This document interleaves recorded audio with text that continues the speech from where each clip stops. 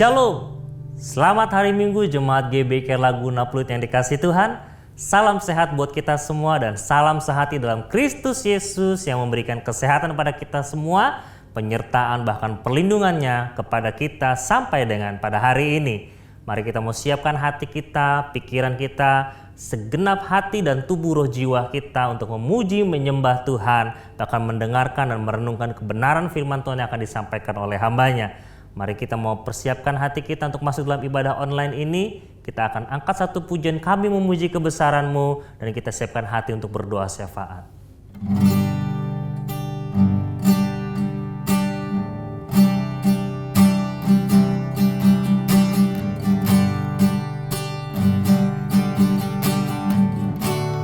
Kami memuji kebesaran-Mu, ajaib Tuhan, ajaib Tuhan. Mari sama-sama katakan, kami memuji, kami memuji kebesaran-Mu, ajaib Tuhan, ajaib Tuhan,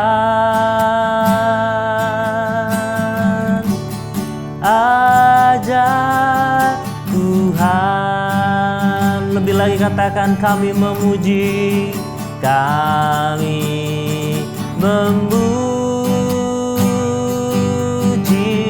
kebesaran-Mu, ajaib Tuhan, ajaib Tuhan,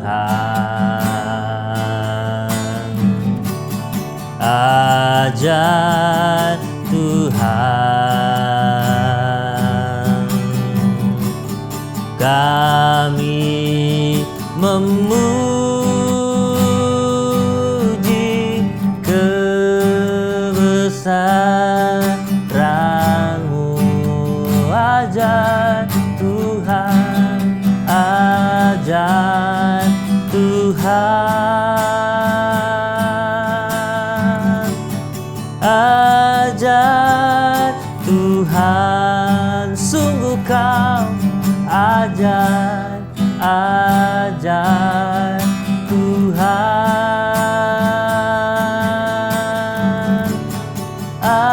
ajaib Tuhan. Katakan, Kau ajaib, ajaib Tuhan, ajaib Tuhan. Mari berikan kemuliaan bagi Tuhan Allah kita.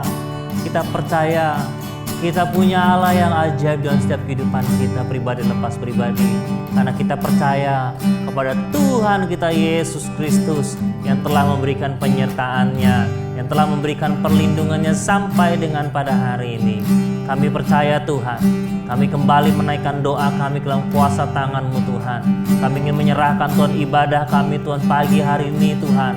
Bila dari awal pertengahan hingga pada akhirnya Engkau yang beracara Tuhan. Setiap pujian penyembahan yang kami naikkan, biarlah berkenan di hadapan Tuhan. Bahkan setiap Tuhan firman Tuhan yang akan disampaikan, kami berdoa itu menjadi rema bagi setiap kehidupan kami, menjadi benih ilahi yang tertanam, bertumbuh, berkembang, berbuah dan menjadi dampak bagi kehidupan kami dan orang-orang sekeliling kami Tuhan. Dan kini Tuhan, kami saatnya Tuhan untuk boleh Tuhan menaikkan doa-doa syafaat kami. Berkati Tuhan mulut lidah kami, berkati setiap doa-doa syafaat yang akan kami naikkan. Mari jemaat Tuhan, kita mau sama-sama menaikkan doa syafaat kita pagi hari ini. Mari kita mengangkat tangan kita untuk berdoa bagi bangsa sampai kepada gereja kita. Bapa kami dalam surga, kembali Tuhan kami mengucap syukur kepada Engkau. Dan kami ingin berdoa syafaat Tuhan buat bangsa kami Indonesia. Mari kita mau sama-sama katakan Shalom Indonesia, Shalom Indonesia, Shalom Indonesia, Shalom Indonesia, biarlah damai sejahtera Tuhan turun atas bangsa Indonesia. Sebab itu kami percaya Tuhan, kami berdoa biarlah Indonesia dipenuhi dengan shalom, dipenuhi dengan damai sejahtera yang daripadanya Engkau sendiri memberikannya Tuhan. Dari ujung Sabang sampai ujung Merauke Tuhan, dari Pulau Miangas sampai Pulau Rote Tuhan. Biarlah ada pemulihan terjadi atas bangsa kami, dari pulau-pulau Tuhan, dari kota-kota, desa-desa, gunung-gunung, pantai-pantai Tuhan. Karena kami percaya nama Tuhan akan ditinggikan atas Tuhan bangsa kami Indonesia. Berkati Tuhan untuk pemerintahan yang ada, untuk Bapak Presiden kami Jokowi Tuhan beserta dengan wakilnya Tuhan Bapak Ma'ruf Amin. Kau berkati juga para menteri, bahkan juga kepala-kepala daerah yang ada, bahkan juga para pejabat-pejabat publik yang ada, bahkan TNI, Polri pun Tuhan kami serahkan ke dalam kuasa tangan-Mu. Biarlah di bawah Tuhan pimpinan Tuhan daripada Presiden Bapak Joko Widodo Tuhan, biarlah semuanya Tuhan boleh punya rasa takut akan Tuhan.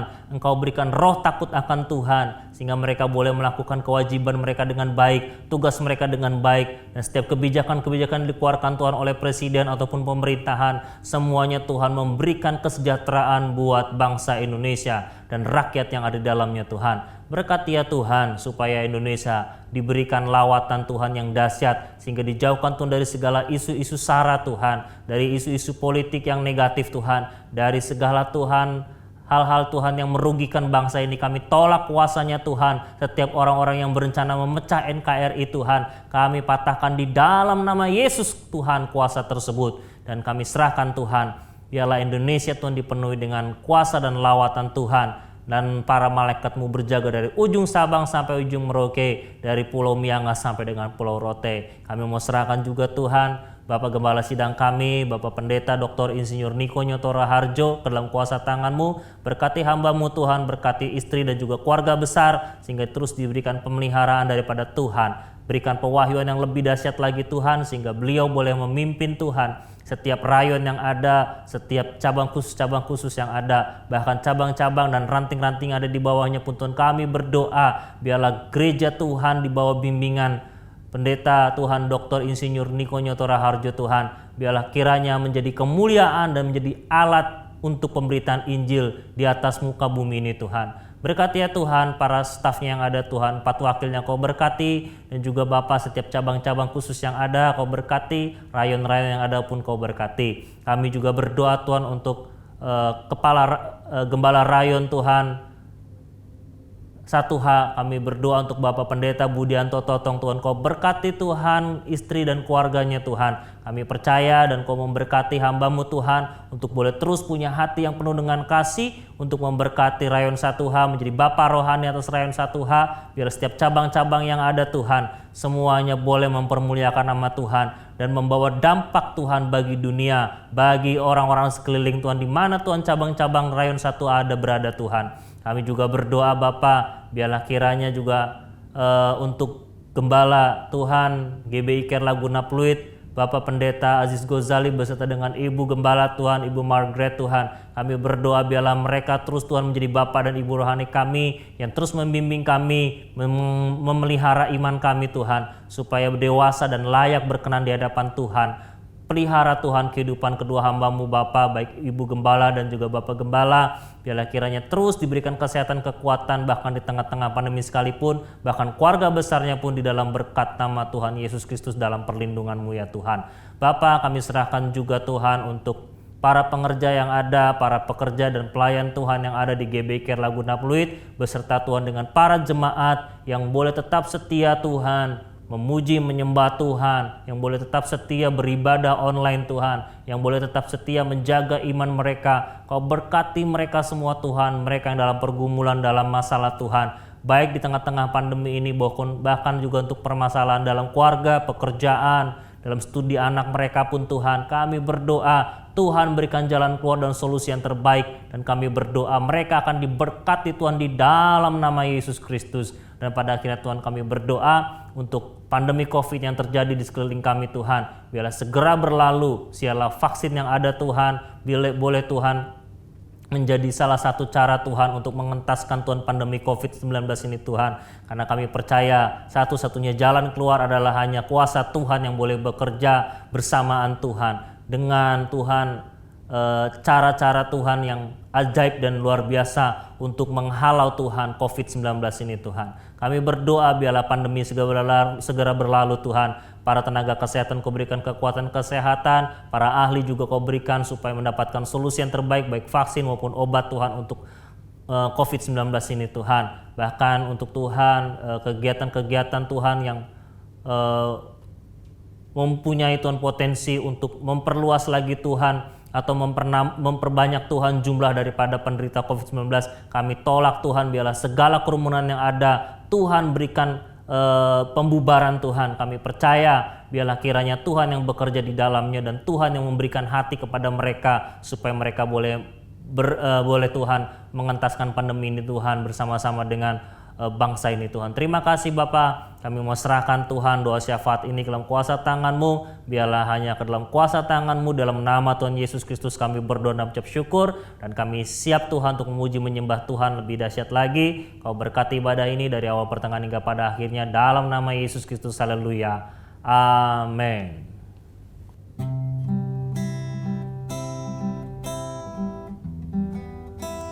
Mari kita mau siapkan hati lebih dahsyat lagi untuk memuji, menyembah Tuhan.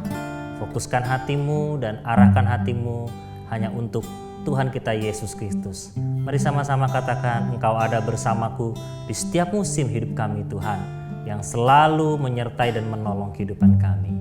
Sama-sama katakan, Engkau ada. Engkau ada bersamaku di setiap musim hidupku. Tak pernah Kau biarkan ku sendiri.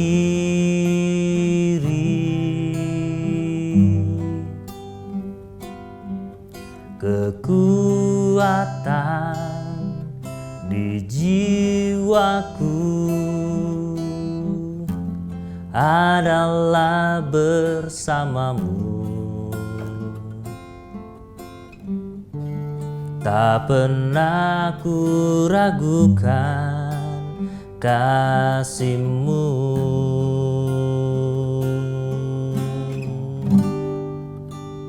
Bersamamu Bapa, ku lewati semua perkenanan-Mu yang teguhkan hatiku.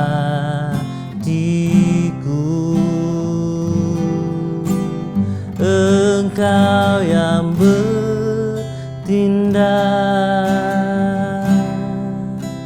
memberi pertolongan. Anugerah-Mu besar melimpah bagiku. Mari kita mau naikkan pujian yang lebih sungguh lagi. Kita mau katakan, Tuhan Yesus selalu ada bersama-sama dengan kita. Katakan, Engkau ada bersamaku di setiap musim hidupku. Tak pernah Kau biarkan ku sendiri.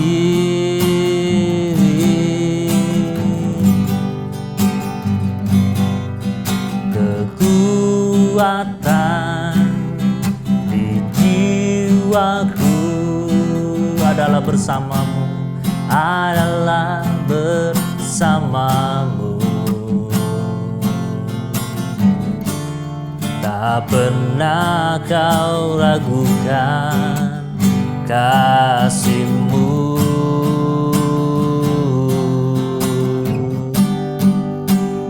Bersama-Mu Bapa,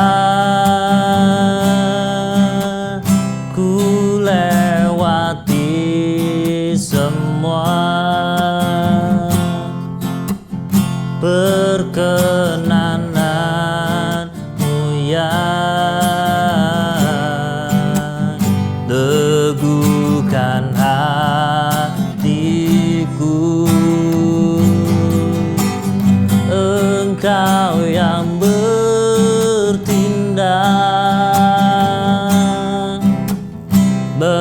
memberi pertolongan.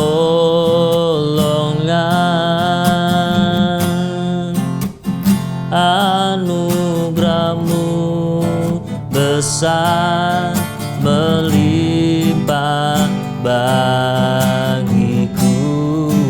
Lebih sungguh katakan, bersamamu, bersamamu Bapa, ku lewati semua perkenanan-Mu ya. Teguhkan hatiku, Engkau yang bertindak, memberi pertolongan. Anugerah-Mu besar melimpah bagiku. Anugerah-Mu besar, anugerah-Mu besar melimpah bagiku. Anugerah-Mu besar Tuhan, anugerah-Mu besar melimpah bagiku.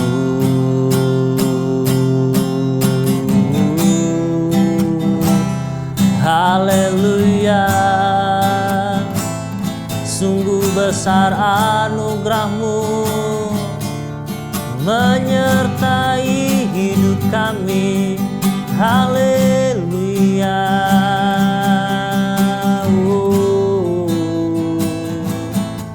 haleluya. Kami sembah, kami muliakan nama-Mu. Haleluya, haleluya. Terima kasih, haleluya. Oh, kami sembah Kau Tuhan, kami muliakan, kami tinggikan nama-Mu. Haleluya. Mari sembah Tuhan, mari tinggikan, mari muliakan nama-Nya. Dia yang menyertai hidup kami, Dia yang memberkati hidup. Dialah Allah yang berkuasa, Dialah Yesus. Haleluya, haleluya. Oh,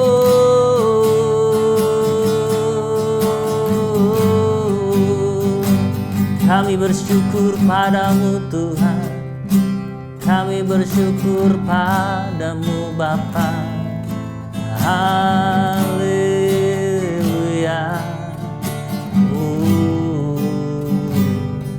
Terpujilah nama-Mu Tuhan, Allah yang berkuasa. Terpujilah Engkau. Haleluya.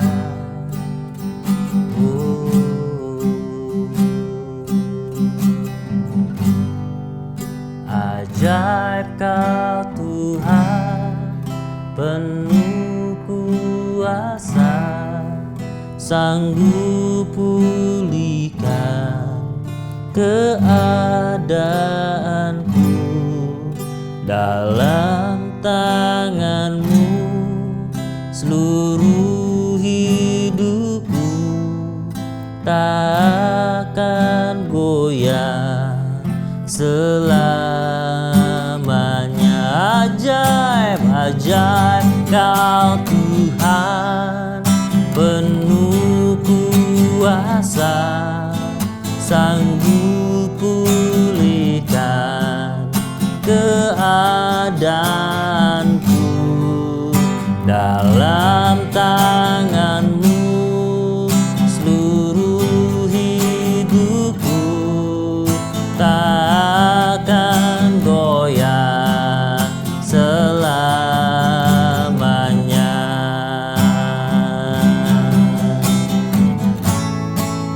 Ajaib Kau Tuhan, penuh kuasa, sanggup pulihkan keadaanku. Dalam tangan-Mu seluruh hidupku, takkan goyah selamanya. Mari lebih sungguh katakan, ajaib Kau Tuhan, penuh kuasa, sanggup pulihkan keadaanku. Dalam tangan-Mu seluruh hidupku, takkan goyah selamanya, takkan goyah selamanya, takkan goyah, takkan goyah selamanya.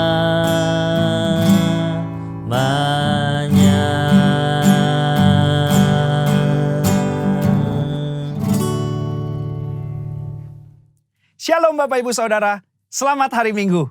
Hari ini kita akan membahas mengenai keselamatan yang merupakan studi dari kitab Ibrani tentang justification, sanctification, dan glorification, atau pembenaran, pengudusan, dan pemuliaan. Sebagai orang percaya, kita bersyukur karena Tuhan telah menyediakan keselamatan dengan sempurna. Kata menyelamatkan dengan sempurna dalam Ibrani 7 ayat 25 berasal dari kata panteles, yang mengandung unsur kesempurnaan, keutuhan, dan finalitas. Hal ini menunjukkan adanya tahapan yang harus kita lalui sehingga mendapatkan kesempurnaan keselamatan. Berikut 3 tahap yang harus dilalui untuk mendapatkan keselamatan yang sempurna. Tahap pertama, justification atau pembenaran.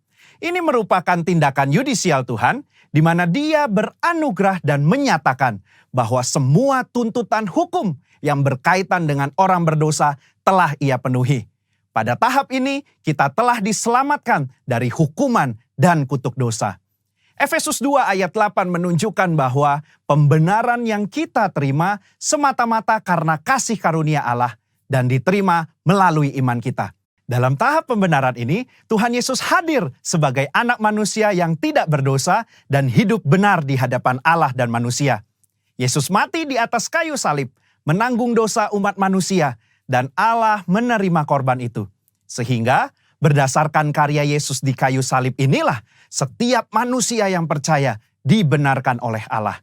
Jadi, apa yang kita butuhkan pada tahap ini? Iman sebagai respon untuk percaya. Disinilah kelahiran baru muncul sebagai awal kehidupan rohani kita di dalam Kristus. Lalu, apakah dengan kita sudah diampuni dan dibenarkan, kita bisa berbuat sesuka hati kita? Tentu saja tidak. Ada perbedaan antara menerima keselamatan dengan hidup dalam keselamatan. Pada tahap pembenaran, kita menerima keselamatan karena kasih karunia Tuhan, bukan karena usaha atau karya manusia. Namun, setelah kita menerima keselamatan tersebut, kita harus hidup dalam keselamatan. Orang-orang yang telah dibenarkan harus menghidupi kehidupan kudus dan berupaya untuk menang atas kuasa dosa. Kita harus dikuasai dan dipenuhi dengan Roh untuk dapat menolak segala kejahatan, nafsu, dan godaan selama hidup di dunia ini. Tahapan kedua setelah pembenaran disebut dengan sanctification atau pengudusan. Pada tahap sanctification, kita masuk dalam proses pengudusan dan pendewasaan yang berkelanjutan oleh Roh Kudus dan firman-Nya. Proses ini harus diupayakan terus-menerus sampai menjadi serupa dengan Kristus. Meskipun demikian, upaya ini bukan dilakukan dengan kekuatan kita sendiri, melainkan dengan pertolongan Roh Kudus. Roh Kuduslah yang memampukan, memperlengkapi, dan membawa kita sampai menjadi serupa dengannya. Ibrani 9 ayat 14 menunjukkan, ada tujuan yang Allah siapkan bagi manusia setelah Yesus mencurahkan darahnya untuk menyucikan hati kita dari perbuatan yang sia-sia, yaitu beribadah kepada Allah yang hidup. Di dalam beribadah kepada Allah yang hidup inilah terdapat pendewasaan rohani dan penyucian diri dari segala dosa, serta proses menang atas cobaan dan godaan iblis setiap harinya. Secara praktis, apa yang dapat kita lakukan di tahap ini? Setidaknya ada 3 aspek dalam pengudusan yang kita lakukan berdasarkan Ibrani 10 ayat 22-24. Yang pertama, taat dan setia kepada Yesus. Yang kedua, saling mendorong untuk hidup dalam kasih. Yang ketiga, menghasilkan buah pertobatan dan buah roh. Di dalam tahap pengudusan ini, akan banyak peperangan rohani yang dilakukan. Maka dari itu, kita harus senantiasa hidup dikuasai oleh roh dan hidup dalam pengudusan. Sehingga kita akan menang atas setiap peperangan yang kita lakukan. Sekali lagi, kasih karunia adalah tindakan Tuhan memberikan Roh Kudusnya untuk memenuhi dan menguatkan kita dengan kehadiran, pengurapan, dan karunia-Nya. Melalui iman adalah kita dengan setia mengerjakan ketaatan dan latihan-latihan yang membangun manusia rohani kita sampai menjadi serupa dengan Kristus. Tahapan ketiga untuk mencapai keselamatan yang sempurna adalah glorification atau pemuliaan. Tahapan ini juga disebut sebagai keselamatan akhir, di mana kita akan diselamatkan dari kehadiran dosa. Artinya, manusia tidak lagi memiliki kehadiran dosa. Di dalam doktrin keselamatan, kondisi ini akan tergenapi ketika Tuhan Yesus datang untuk kali yang kedua. Dan hanya tersedia bagi mereka yang bertahan dan setia selama proses pengudusan. Dan yang telah menjadi serupa dengan gambar Yesus. Ibrani 10 ayat 37 menunjukkan, sedikit waktu lagi Ia akan datang. Sudah siapkah kita akan kedatangannya? Apakah kita sudah serupa dengannya? Melakukan perintah dan amanat agungnya dengan benar? Ada 3 hal yang akan dilakukan saat Ia datang untuk kali yang kedua. Pertama, Ia datang untuk menyempurnakan keselamatan kita dengan cara memberikan kepada kita tubuh kemuliaan. Yang kedua, Ia memberikan upah kepada kita hamba-hambanya. Dan yang ketiga, Ia menyelesaikan rencananya dengan menghancurkan iblis dan menegakkan kerajaannya. Kesimpulannya, insan Pentakosta menganut doktrin progressive salvation, yaitu bahwa keselamatan tidak didapatkan secara instan, melainkan sebuah proses dan perjalanan yang dituntun dan dipimpin oleh Roh Kudus sampai akhir hidup. GBI menolak pandangan sekali selamat tetap selamat. Jaminan keselamatan itu selalu kita miliki selama kita tetap tinggal di dalam Kristus. Hal ini bukan hanya karena itu adalah tradisi yang diwariskan oleh para pendahulu kita, tetapi berdasarkan studi yang jujur dan komprehensif dari surat-surat Paulus, surat-surat umum, bahkan ketika melihat perjanjian lama, inilah Injil yang seutuhnya. Juru selamat kita yang mati dan mencurahkan darahnya untuk mengampuni kita dari dosa dan membenarkan kita di hadapan Allah adalah juru selamat yang sama yang bangkit dan naik ke sorga, mengutus Roh Kudusnya untuk menyucikan dan memberdayakan kita menjadi alat di tangannya, yang juga adalah juru selamat yang sama yang berjanji untuk datang menjemput kita di dalam kemuliaan kekal bersamanya.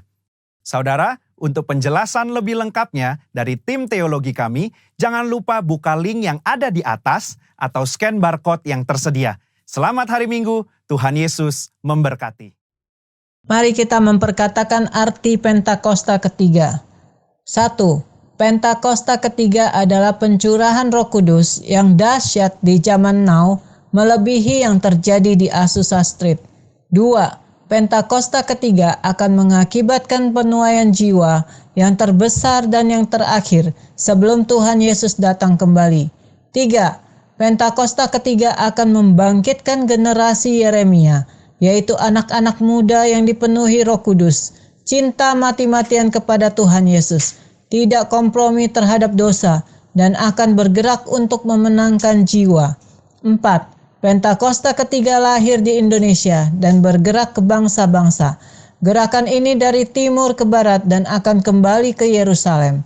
5. Pentakosta ketiga akan memberikan kuasa untuk menyelesaikan amanat agung, dan setelah itu Tuhan Yesus datang kembali. Amin.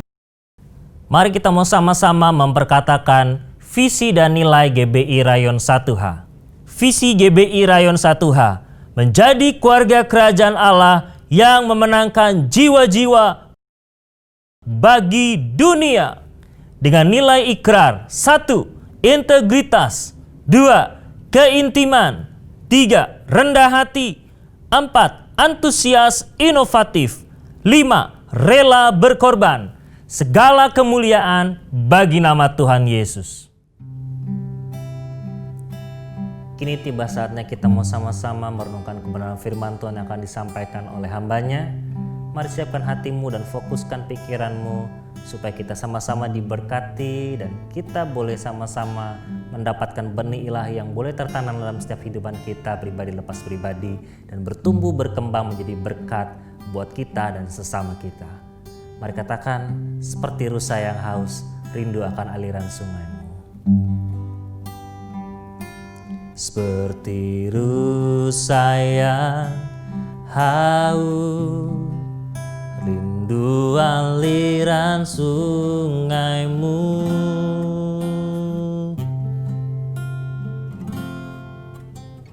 Hatiku tak tahan menunggumu.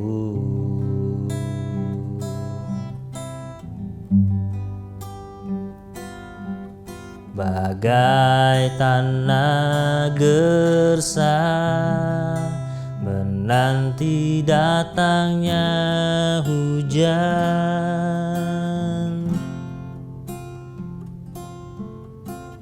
begitupun jiwaku,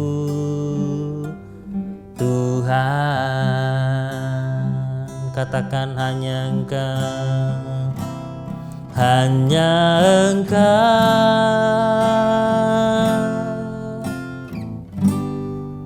pribadi yang mengenal hatiku.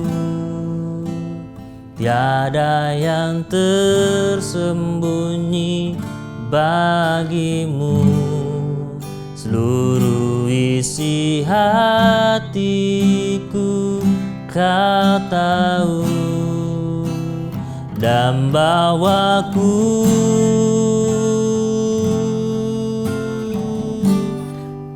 tuh lebih dekat lagi padamu, tinggal dalam indahnya dekapan kasih-Mu.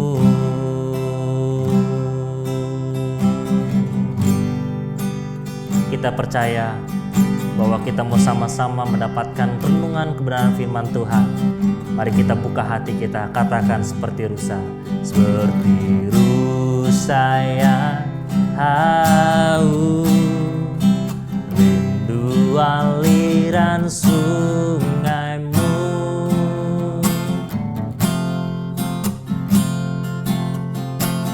Hatiku tak tahan menunggumu.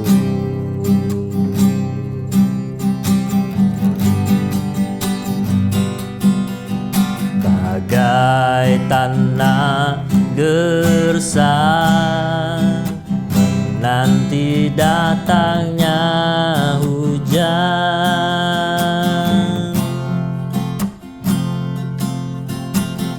begitupun jiwaku, Tuhan. Mari sungguh-sungguh katakan, hanya Engkau Tuhan yang mengenal, hanya Engkau,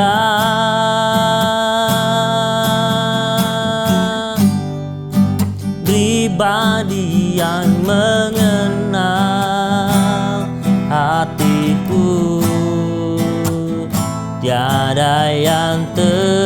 tersembunyi bagimu. Seluruh isi hatiku Kau tahu, dan bawaku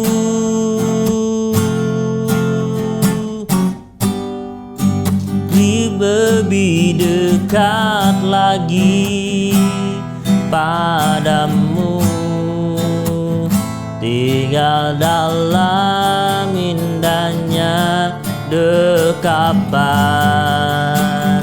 kasih-Mu.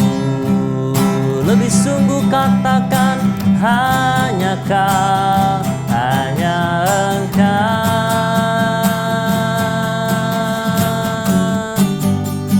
pribadi yang mengenal hatiku.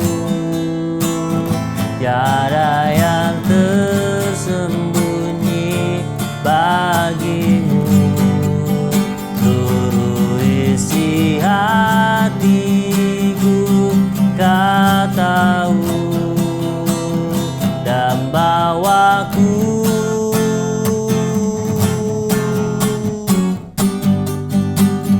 lebih dekat lagi padamu,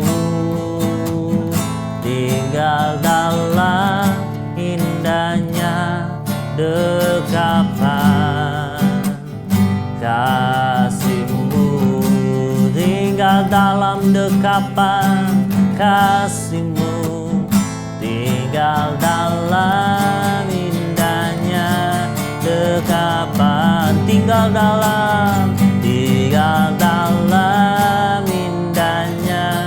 dekapan, tinggal dalam indahnya dekapan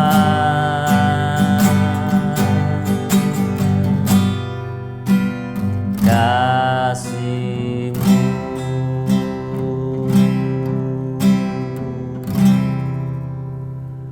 Bapa kami dalam surga, kami serahkan pemberitaan firman-Mu ke dalam kuasa tangan-Mu. Berkati hamba-Mu Evangelis Heru yang akan menyampaikan isi hati-Mu. Urapi lidah bibirnya Tuhan untuk menyampaikan benih ilahi itu kepada setiap kami, sehingga boleh tertanam, bertumbuh, berkembang, berbuah dalam setiap kehidupan kami. Terima kasih Tuhan.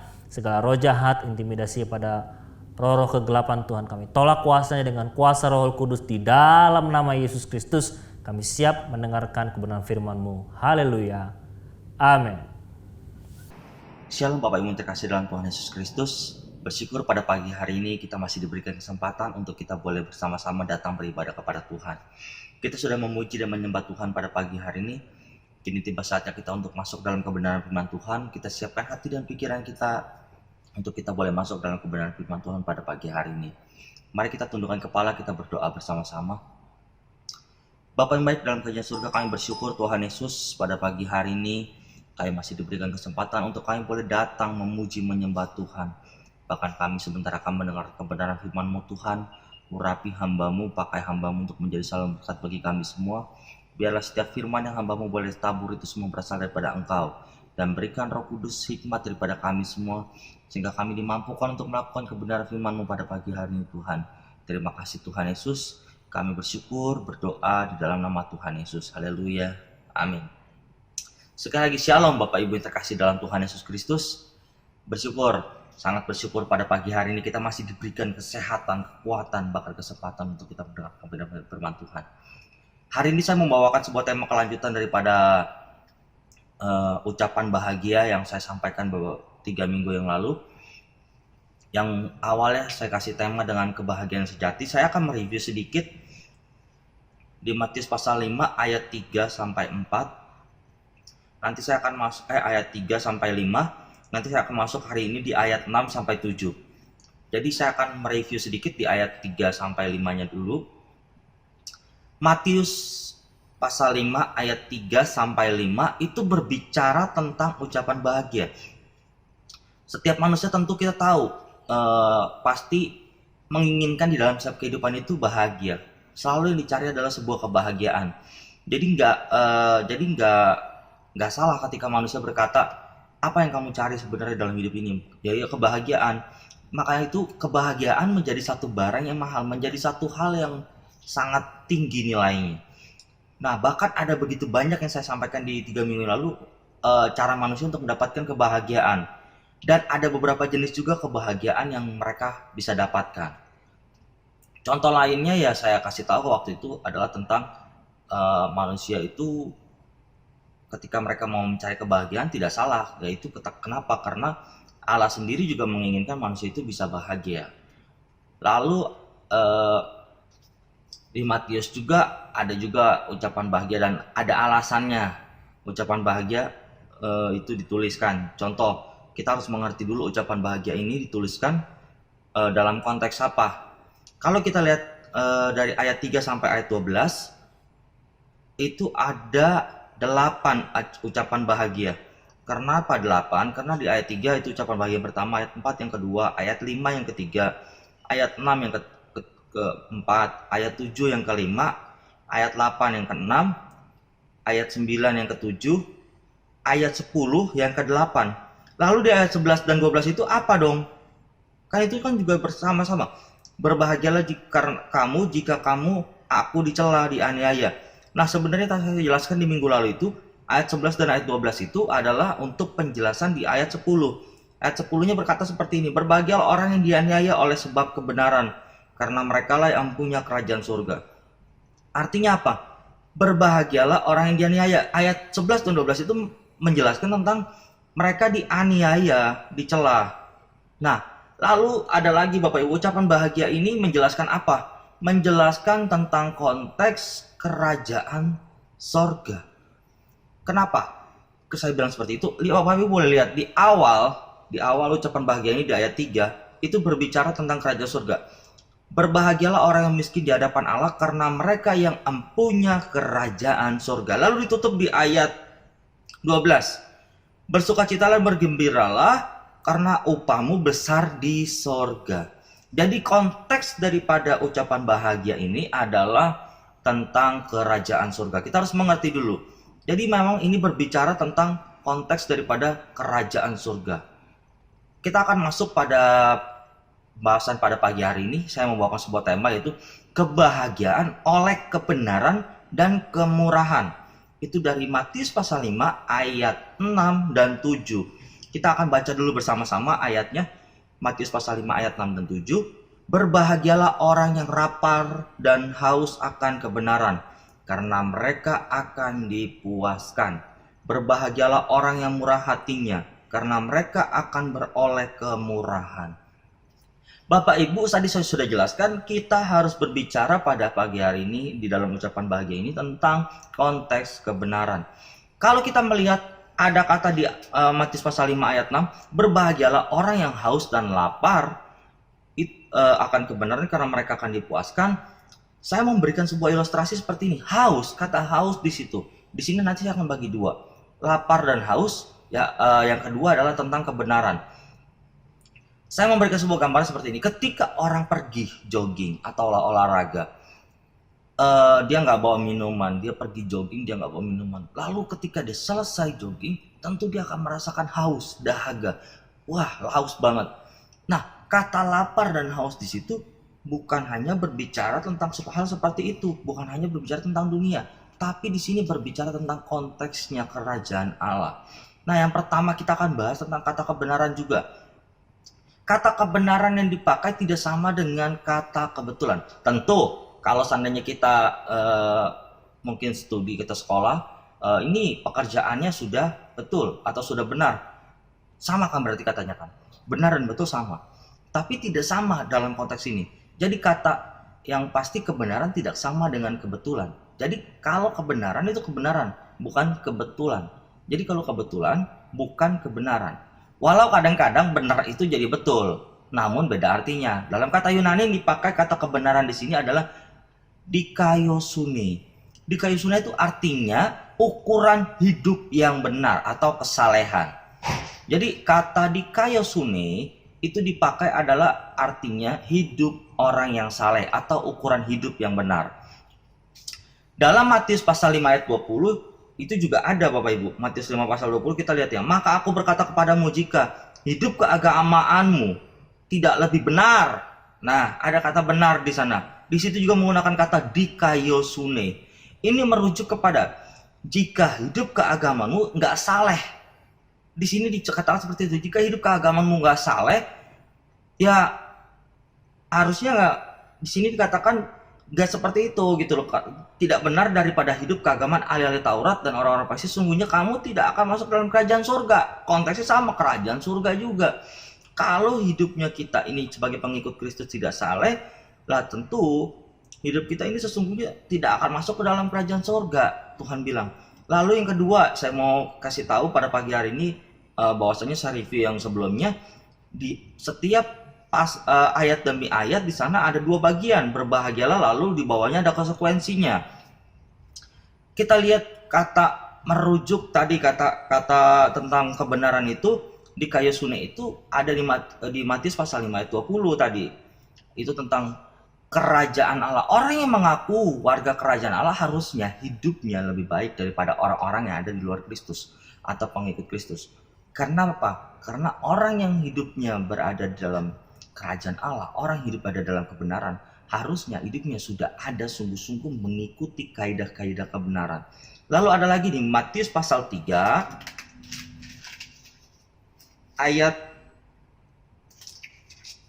ayatnya ke-15. Matius pasal 3 ayat 15. Lalu Yesus menjawab, katanya kepadanya, biarlah itu terjadi karena demikianlah sepatutnya kita menggenapkan seluruh kehendak Allah. Dan Yohanes pun menurutinya. Maksudnya apa? Di sini ada kata juga di kaiosune, lalu menjawab kepadanya, biarlah hal itu terjadi karena demikianlah sepatutnya kita menggenapkan seluruh kehendak Allah. Di situ juga menggunakan kata di kaiosune, tuntutan untuk hidup benar di dalam Allah. Artinya Tuhan tidak melawan pada saat waktu dia dibaptis, waktu dia justru Tuhan Yesus meminta Yohanes untuk membaptis. Di sini ketaatan, kesalehan. Jadi waktu pas Yesus meminta Yohanes untuk membaptis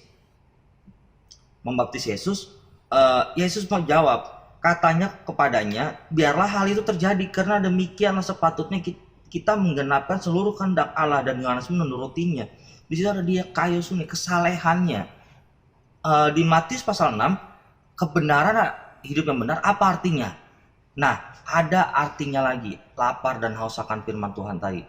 Lapar dan haus.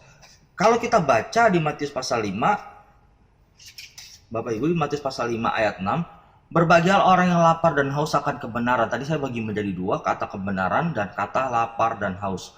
Kata lapar dan haus ini menggunakan kata figuratif.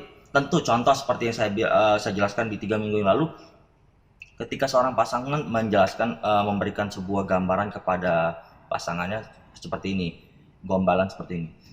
Wajahmu seperti rembulan.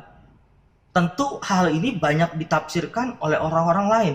Kalau sesama pasangan mungkin dia akan tersipu-sipu malu, dia akan mungkin merasa tersanjung, dia akan mungkin merasa senang, mungkin merasa bahagia. Tapi kalau seandainya seorang teman laki-laki berbicara kepada teman laki-laki, berbicara seperti ini, kok wajahmu kayak bulan ya? Maksudnya beda lagi, artinya padahal sama-sama bulan. Maksudnya yang dikatakan adalah kok wajahnya bolong-bolong, mungkin seperti itu. Atau bisa juga kita ngomong sama anak Tuhan, wajahmu seperti rembulan. Kenapa? Anak Tuhan mungkin rembulan itu cahayanya terang, wajahmu tuh membawa sinar kemuliaan atau terang. Nah, banyak arti ketika menafsirkan satu kata saja. Jadi kata lapar dan haus yang digunakan di sini menggunakan bahasa figuratif. Kita harus pahamin dulu. Penting bagi kita untuk memahami kata figuratif yang ada di dalam teks ini. Lapar dan haus akan kebenaran ini artinya adalah orang itu punya hasrat yang kuat untuk melakukan sesuatu atau untuk melakukan kehendak Allah. Contohnya seperti ini, berarti ketika orang punya hasrat yang kuat akan makanan dan minuman itu berbeda Bapak Ibu sama kita ingin makan. Maksudnya gimana? Jadi gini, kalau saya punya hasrat yang kuat untuk makan, itu berbeda saya punya rasa saya ingin makan. Kalau saya punya hasrat ingin yang kuat untuk makan, berarti saya sungguh-sungguh mencari makanan. Apapun makanannya akan saya sikat. Apapun makanannya akan saya makan. Jadi nggak milih-milih. Tapi kalau berbeda kata dengan kata saya ingin makan. Saya ingin makan artinya mungkin bisa jadi saya ingin makan A, B, C, D. Lalu ketika ngeliat makanannya nggak jadi dimakan. Kenapa? Karena itu hanya sekedar seperti orang yang mungkin ngidam atau pengen sesaat, keinginan sesaat. Itu bisa berubah moodnya. Kalau saya ingin makan bisa saja ketika makanan datang moodnya berubah, ganti pengen makanan yang lain. Tapi kalau saya sudah lapar, saya punya hasrat yang lebih. Saya punya hasrat yang kuat untuk saya bisa makan. Jadi dua hal ini yang berbeda. Ketika kita punya hasrat sungguh-sungguh sama ketika kita cuma punya rasa sesaat atau mood-moodan. Ini harus dibedakan. Kata lapar di sini itu menggunakan kata yang punya hasrat yang kuat, punya hasrat yang sungguh-sungguh. Nah, kapan kita ingin makan? Kapan kita punya hasrat sungguh-sungguh? Bisa jadi kapan kita ingin makan, bisa jadi 1 menit yang lalu. Bisa jadi ya, kalau saya tanya Bapak Ibu, kapan Bapak Ibu terakhir pengen makan? Bisa jadi 1 menit yang lalu Pak, saya pengen makan sosis. Atau saya tanya lagi, Bu kapan pengen makan? Sejam yang lalu Pak, pengen makan bakmi. Atau tanya lagi, Bu kapan pengen makan? Ya 3 menit yang lalu pengen makan nasi uduk, misalkan seperti itu. Itu cuman kata ingin. Jadi kalau kata ingin bisa jadi 1 jam ke depan berubah pengen makannya. Tapi kalau seandainya saya tanya, Bu lapar gak? Lapar sekali nih Pak, lapar sekali. Saya suguhkan. Misalkan tadinya dia pengen makan mie, saya suguhkan kaifon atau nasi campur. Pasti dihajar juga, disikat juga gitu. Jadi berbeda artinya ketika kata ingin makan dengan hasrat yang kuat ingin makan. Jadi hasrat yang kuat itu tuh kayak kelaparan sekali gitu. Nah, kita harus punya hasrat yang kuat di dalam mencari kebenaran firman Tuhan. Di dalam membaca kebenaran firman Tuhan. Kita harus punya persandaran yang total terhadap Allah. Jadi jangan sampai kita salah ketika kita punya hasrat, kata lapar tadi, saya bilang punya kata lapar tadi yang digunakan itu bukan kata keinginan, jadi kayak bukan mut-mutan, tapi sesungguhnya kata yang digunakan adalah kata yang sungguh-sungguh punya hasrat yang kuat terhadap firman Tuhan. Jadi lapar dan haus akan kebenaran firman Tuhan maksudnya adalah firman itu sendiri menjadi bagian pokok di dalam setiap kehidupan kita. Contoh yang paling gampang, saya kasih ilustrasinya yang paling gampang seperti ini. Apa yang menjadi makanan pokok bagi orang Indonesia? Secara pribadi saya akan menjawab seperti ini Bapak Ibu.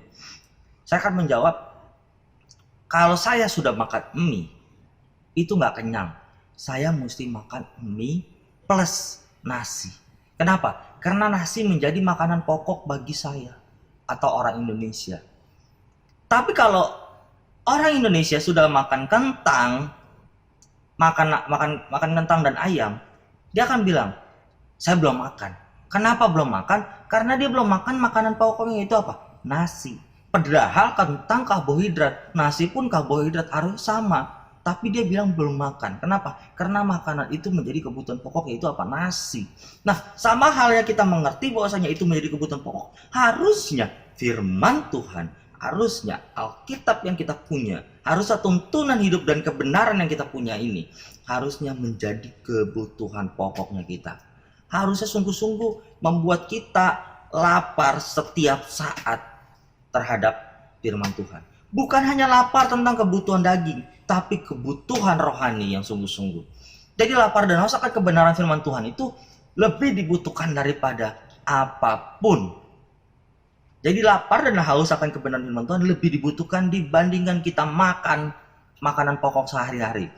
Kita harus mengutamakan kebenaran firman Tuhan terlebih dahulu. Poin utama dalam hidup yang benar akan Allah membuat kita mengerti bahwa Allah akan menyediakan segala yang kita butuhkan selama kita bersandar kepada Allah. Jadi yang utama daripada kehidupan kita adalah hidup yang benar akan Allah. Karena itu akan membuat kita mengerti bahwa Allah akan menyediakan segala yang kita butuhkan. Dengan catatan, selama kita bersandar kepada Tuhan. Lapar dan haus itu juga bisa dikaitkan menunjukkan sikap kita kepada Allah, karena orang yang melakukan hal ini dalam mencari kebenaran mereka akan dipuaskan oleh Allah.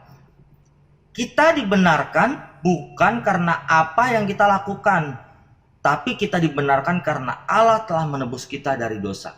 Jadi pembenaran kita bukan hanya dinilai oleh apa yang kita lakukan, tapi dari Allah yang memuliakan kita sebagai anaknya. Jadi kita harus pahami Bapak Ibu, ketika kita melakukan sesuatu, ketika kita baca Alkitab sekalipun, tapi ternyata kita melakukan kesalahan, kita melakukan segala sesuatu yang mungkin tidak baik, mungkin melanggar atau apapun, tetap aja pembenaran atau hak progresifnya Allah, itu Allah yang tentukan, bukan kita yang mengatur. Jangan nanti ketika kita ketemu Tuhan, kita bilang gini, Tuhan saya melakukan, makanya tadi Alkitab juga, di Alkitab pun juga dikatakan, tapi Tuhan saya melakukan ini banyak, aku mengusir roh jahat segala macam. Tapi Tuhan bilang apa? Nyala, engkau pembuat kejahatan. Dalam artian ini kita melihat bahwa hak progresifnya tetap pada Allah. Pembenaran atau memuliakan itu adalah bagiannya Allah, bukan bagiannya kita. Kata yang kedua yang kita mau belajar pada pagi hari ini, berbahagialah orang yang murah hatinya. Berbahagialah orang yang murah hatinya. Kata murah hati atau kata murah yang pertama kali keluar di sini, kata murah. Kata murah orang Indonesia paling senang mendengar kata murah. Itu menjadi kata yang favorit bagi setiap orang Indonesia, bahkan bagi saya secara pribadi. Kenapa? Ada perbedaan Bapak Ibu ketika saya mendengar kata murah atau sale. Ketika saya pergi ke belanja di mall, yang saya cari itu barang-barang yang murah, barang-barang yang sale. Apalagi kalau wanita-wanita ya, kalau begitu belanja ke mall, dia akan pergi ke yang bagian-bagian warna merah atau tulisan-tulisan sale, sale gitu. Nah, tapi Bapak Ibu, ketika saya mencoba melihat dari beberapa sisi, apa menjadi perbedaan antara mungkin saya secara pribadi dengan orang-orang yang di luar Indonesia. Ketika saya secara pribadi, ketika saya datang ke mall, saya belanja ke mall, saya memang melihat barang yang tulisannya sale. Tapi kalau orang yang di luar Indonesia, mereka tidak melihat itu. Justru mereka melihat barang-barang yang produk baru atau mungkin yang limited edition. Mereka nggak peduli tentang harganya, tapi mereka melihat dulu barang ini baru launching apa enggak gitu. Jadi ada perbedaan Bapak Ibu antara kata murah yang digunakan di sini. Jadi kayak orang Indonesia tuh lebih melihat sale-nya, lebih melihat diskonnya. Udah gitu ketika sampai di tempat diskonnya atau bajunya atau sepatu gitu, lalu yang dipegang itu bukan bahannya, tapi press list-nya. Berbeda ketika orang di luar Indo, mungkin ketika dia melihat sesuatu barang, saya secara pribadi juga seperti itu. Ketika saya melihat satu barang udah tulisannya sale, saya akan melihat bukan barangnya dulu, tetapi saya akan lihat press list-nya dulu, berapa harganya gitu. Jadi yang kita cari di situ adalah murahnya. Itu menjadi satu hal yang favorit gitu. Jadi saya juga lakukan itu. Nah, ada lagi Bapak Ibu kata yang saya gunakan di sini, kata murah itu menjadi satu hal bagian yang mungkin nggak terpisahkan bagi kita. Kita semua suka itu. Bahkan saya sendiri pernah alami juga waktu pas uang saya pas-pasan ketika saya naik taksi. Ini perbedaan orang kita ya, orang Indonesia mungkin dengan orang yang di luar Indonesia. Ketika saya naik taksi ini, saya secara pribadi saya naik taksi dari bandara menuju dari rumah menuju bandara. Saya membawa uang itu pas-pasan Bapak Ibu waktu itu. Waktu itu saya membawa uang benar-benar pas-pasan. Jadi kalau saya memperhatikan ketika saya sampai di tempat tujuan, ini saya ceritanya sudah sampai di tempat tujuan, saya memperhatikan orang yang di luar Indo atau bukan saya, itu naik taksi menikmati pemandangan. Bahkan dia bertanya-tanya kepada supir taksinya, wow, ini apa? Dia bertanya-tanya dan keinginan tahunya jauh lebih besar. Tapi kalau saya secara pribadi, ketika saya perjalanan dari rumah menuju bandara dengan uang yang pas-pasan, yang saya pandang bukan kiri kanan, wow ini apa. Tapi saya mandang ke depan terus. Kenapa? Saya melihat argo taksinya terus berjalan. Kenapa? Karena kalau argonya sampai lewat, bahaya untuk dompet saya. saya nggak ada uang lagi untuk membayar. Maka daripada itu biasanya kalau sampai argonya itu udah mulai mendekati, papa stop. Meskipun belum sampai tempat tujuan, papa stop. Lalu bapaknya mungkin bertanya, udah sampai tempat tujuannya, di mana tempat tujuannya? Oh enggak pak, sampai di sini saja pak. Udah kita turun, kita bayar, kita turun. Kenapa? Argonya udah jalan, udah mendekati sama uang yang kita pegang. Jadi perbedaannya seperti itu Bapak Ibu. Orang Indonesia atau saya secara pribadi itu ketika naik taksi, bahkan sampai ketika saya mencari satu produk barang, itu ada bedanya. Pasti kita mencari yang murah, bukan mencari yang produk baru atau mungkin menikmati pemandangan. Nah, kata murah di sini yang dipakai tidak merujuk sebenarnya Bapak Ibu kepada price list, tidak merujuk kepada tentang keuangan. Tapi murah itu mungkin kesukaan kita semua, tapi apa kita suka melihat kita ini murah hati sama orang lain. Jadi kata murah ini sebenarnya yang saya mau rujuk adalah murah hati di sini adalah apa kita suka. Hati kita ini suka, kalau kita tuh suka murah hati sama orang lain. Lalu apa artinya sebenarnya kata murah hati? Kata murah hati mungkin ada beberapa orang menafsirkan artinya kata murah hati itu adalah suka memberi. Tapi seharusnya Bapak Ibu terjemahan aslinya itu kata murah hati itu orang yang penuh dengan kemurahan atau merciful. Nah, orang yang penuh dengan kemurahan. Jadi orang yang murah hati adalah orang yang memiliki belas kasihan. Orang yang murah hati adalah orang yang sungguh-sungguh memiliki belas kasihan. Orang yang sudah punya iman dan melakukan pertumbuhan imannya itu sehingga hidupnya memiliki belas kasihan seperti Tuhan Yesus. Nah, tetapi secara khusus kita berbelas kasihan kepada orang yang tak seberuntung kita. Harusnya. Jadi jangan setiap kita melakukan berbelas kasihan ketika kita melihat mungkin pengamen atau apa di jalanan kita kasih, itu berarti kita berbelas kasih Pak. Oh enggak seperti itu. Saya mau ajarkan mungkin seperti ini. Orang yang masih muda mungkin, orang yang masih produktif usianya ketika ada mengamen di jalan, bukannya saya tidak memiliki belas kasih. Mereka masih bisa melakukan hal-hal yang lebih produktif dibandingkan seperti itu. Kecuali mungkin cacat, mungkin apa itu beda cerita, beda kasus. Nah, ini saya mau kasih tahu bahwa secara khusus kita berbelas kasih seharusnya kepada orang yang tak seberuntung kita. Tetapi jangan sampai ketika kita melakukan belas kasihan, kita menghakimi orang itu seolah-olah kita paling benar hidupnya. Jadi jangan sampai kita sombong, jangan sampai kita tuh ketika kita memberikan sesuatu pertolongan, kita memberikan belas kasih, kita menjadi orang yang sombong gitu. Maksud dari sini adalah ketika kita tak seberuntung orang lain, kita berusaha memberikan belas kasih, namun dengan kita menghakimi itu menjadi sebuah kesalahan yang fatal juga lah Bapak Ibu. Jadi jangan biarkan kesombongan atau penghakiman itu ada di dalam diri kita ketika kita melakukan belas kasihan. Sekalipun terkadang Tuhan mengizinkan kita untuk memberikan masukan ataupun teguran, tapi jangan sampai kita menghakimi orang tersebut. Percayalah ketika kita melakukan kemurahan hati dengan tuntunan Roh Kudus, dengan tuntunan Tuhan Yesus, tentunya benih ilahi akan jatuh tepat kepada hati mereka yang kita tolong. Memiliki sikap berbelas kasih menjadi bagian penting di masa pandemi Bapak Ibu.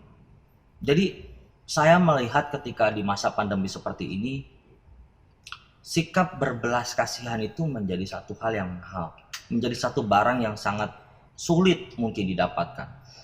Contoh waktu pas saya alamin ketika saya pergi ke mall. Saya pergi ke mall karena waktu itu saya lagi batuk. Tapi batuknya bukan batuk sakit, tapi karena batuk keselak minum boba. Karena saya suka minum boba, jadi waktu itu karena mungkin gulanya terlalu banyak, sehingga tenggorokan saya jadi gatal. Ketika saya batuk, saya melihat semua mata di sekitar saya menuju kepada saya. Dan ketika semua mata menuju kepada saya baru paham dan saya baru sadar bahwa ini sedang pandemi. Jadi batuk pilek sepertinya tidak diperbolehkan, tidak diizinkan. Bahkan kalau ada di plangnya di depan mall itu, orang yang batuk atau orang yang pilek, bahkan orang yang demam sudah pasti tidak diizinkan masuk. Orang yang batuk atau orang yang pilek itu digambar silang, artinya tidak boleh masuk mall. Jadi Bapak Ibu, saya melihat satu contoh kata belas kasih di sini adalah menjadi satu bagian yang penting. Dari sini saya belajar Bapak Ibu, bahwasannya memiliki belas kasihan terhadap rekan-rekan atau menolong kepada mereka yang justru sakit mungkin, yang mungkin mereka lemah. Menjadi satu hal yang sangat sulit mungkin bagi kita semua. Mungkin ada hal lain yang kita bisa lakukan, contohnya kita bisa mensupport. Saya belajar ketika saya mengalami hal tadi. Ketika saya batuk, sebenarnya bukan batuk karena sakit, tapi batuk karena keselak. Semua mata langsung melirik saya dan melihat saya. Lalu semenjak itu akhirnya saya udah merasa, waduh, ini saya belajar tentang satu hal. Di pandemi seperti ini kayaknya manusia tidak boleh lagi batuk deh. Karena begitu batuk langsung dipikirkan atau langsung dihakimi, wah dia COVID gitu. Jadi secara tidak sengaja ketika kita melihat orang yang batuk, secara spontan akan mungkin melihat wah, atau mungkin akan berpikir wah dia COVID. Itu secara tidak sengaja respeknya. Tapi saya tidak menyalahkan hal itu karena mungkin ini di masa pandemi. Tapi lebih penting dan lebih utama adalah ketika kita mengetahui mungkin rekan-rekan, ketika kita mengerti mungkin rekan-rekan yang terkena dampak daripada COVID atau mungkin terkena apapun yang saat ini mereka sedang alami di dalam masalah keluarga, masalah kesehatan sekalipun, kita patut memberikan support, kita patut memberikan belas kasih kita kepada mereka. Belas kasih tidak harus bersikap berbentuk ataupun memberikan secara fisik, tetapi bisa juga memberikan belas kasihan kita terhadap mereka melalui support, melalui WhatsApp, bahkan melalui doa kita. Maka penting daripada itu setiap kita berdoa untuk setiap rekan-rekan yang ada di gereja kita, setiap rekan-rekan yang mungkin kita ketahui kehidupannya saat ini sedang mengalami suatu pergumulan. Bahkan kalau seandainya saya mau katakan, saya mau cerita mungkin tentang kesaksian saya dalam perjalanan pernikahan saya, itu sangat panjang, bahkan cukup berat gitu. Tapi saya bersyukur karena saya selalu mengandalkan Tuhan. Bahkan saya selalu katakan kepada istri saya bilang, yang utama adalah kuncinya bersyukur terlebih dahulu. Sekalipun di tengah keadaan kondisi yang gak enak sekalipun di tengah keadaan yang mungkin akan mengatakan kepada kita, harusnya Tuhan tidak memberikan hal ini, harusnya Tuhan tidak melakukan hal ini. Mungkin bisa mengatakan seperti itu sebagai manusia. Tapi saya selalu berkata sama istri saya juga, bersyukur aja, tenang aja, pasti Tuhan kasih yang terbaik. Saya selalu bilang seperti itu. Untuk itulah kita belajar pada pagi hari ini penting, bahwasanya kita memiliki kemurahan hati dan kita harus memiliki rasa lapar dan haus akan kebenaran. Lapar dan haus akan kebenaran artinya menjadikan firman Tuhan sebagai kebutuhan pokok.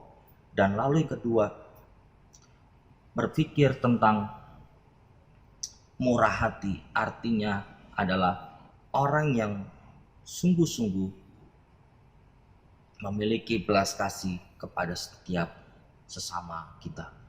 Amin. Untuk kebenaran firman Tuhan pada pagi hari ini, kita tundukkan kepala, kita berdoa bersama-sama. Bapa, kami bersyukur pada pagi hari ini Tuhan Yesus, kami belajar tentang dua hal penting Tuhan, yaitu dengan kata lapar dan haus Tuhan. Kami percaya Tuhan Yesus, kata lapar dan haus di sini kami mau pahami Tuhan, bahwa kami mau menjadikan firman Tuhan sebagai kebutuhan pokok di dalam kehidupan kami Tuhan.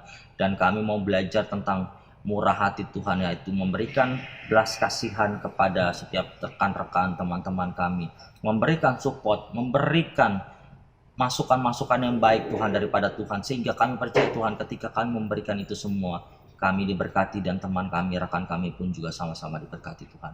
Terima kasih Tuhan Yesus, pada pagi hari ini hamba-Mu selesai, biarlah Roh Kudus menguatkan, memateraikan firman-Mu, memberikan pengurapan dan pewahyuan kepada kami semua. Di dalam nama Tuhan Yesus kami berdoa dan bersyukur. Haleluya. Amin. Shalom, kembali lagi dalam pengumuman GBI Care Laguna Pluit. Gembala dan jemaat GBI Care Laguna Pluit mengucapkan terima kasih atas pelayanan firman Tuhan yang telah disampaikan oleh hambanya, Evangelis Heru. Biarlah kiranya Tuhan memberkati pelayanan dan keluarga hambanya. Bagi jemaat Tuhan yang memiliki anak-anak diharapkan untuk mengajak anak-anaknya mengikuti ibadah sekolah minggu, biar anak-anak kita boleh bertumbuh secara rohani dan diberkati Tuhan. Link YouTube ada di kolom deskripsi tayangan ini. Bagi jemaat Tuhan yang ingin memberkati pekerjaan Tuhan di GBI Care Laguna Pluit, dapat memberikan persembahan persepuluhan, persembahan umum, dan pengucapan syukur melalui rekening GBI Care Pluit. Rekening BCA atas nama GBI Care Pluit. Sebelum kita mengakhiri ibadah kita pada pagi hari ini, kita mau sama-sama memperkatakan Mazmur 91. Dalam lindungan Allah. Orang yang duduk dalam lindungan yang maha tinggi dan bermalam dalam naungan yang maha kuasa akan berkata kepada Tuhan, tempat perlindunganku dan kubu pertahananku, Allahku yang kupercayai. Sungguh dialah yang akan melepaskan engkau dari jerat penangkap burung, dari penyakit sampar yang busuk. Dengan kepaknya ia akan menudungi engkau, di bawah sayapnya engkau akan berlindung. Kesetiaannya ialah perisai dan pagar tembok. Engkau tak usah takut terhadap kedahsyatan malam, terhadap panah yang terbang di waktu siang, terhadap penyakit sampar yang berjalan di dalam gelap, terhadap penyakit menular yang mengamuk di waktu petang. Walau 1.000 orang rebah di sisimu dan 10.000 di sebelah kananmu, tetapi itu tidak akan menimpamu. Engkau hanya menontonnya dengan matamu sendiri dan melihat pembalasan terhadap orang-orang fasik. Sebab Tuhan ialah tempat perlindunganmu, yang maha tinggi telah kau buat tempat perteduhanmu. Malapetaka tidak akan menimpa kamu dan tulah tidak akan mendekat kepada kemahmu. Sebab malaikat-malaikatnya akan diperintahkannya kepadamu untuk menjaga engkau di segala jalanmu. Mereka akan menatang engkau di atas tangannya, supaya kakimu jangan terantuk kepada batu. Singa dan ular tedung akan kau langkahi, engkau akan menginjak anak singa dan ular naga. Sungguh hatinya melekat kepadaku, maka aku akan meluputkannya, aku akan membentenginya, sebab ia mengenal namaku. Bila ia berseru kepadaku, aku akan menjawab, aku akan menyertai dia dalam kesesakan, aku akan meluputkannya dan memuliakannya. Dengan panjang umur akan kukenyangkan dia dan akan kuperlihatkan kepadanya keselamatan daripadaku. Amin. Sebelum kita menerima berkat daripada hambanya, mari kita bersatu dalam doa untuk menutup ibadah kita pagi hari ini. Bapa dalam surga, kami mengucap syukur kepada Engkau atas setiap penyertaan Tuhan di dalam ibadah ini, baik dari awal, pertengahan hingga pada akhirnya.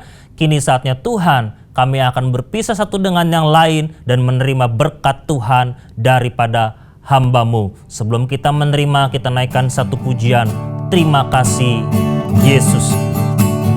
Terima kasih Yesusku,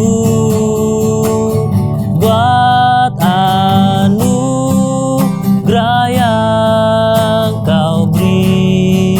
Bab hari ini Tuhan adakan syukur bagimu, syukur bagimu, syukur bagimu, syukur bagimu, syukur bagimu.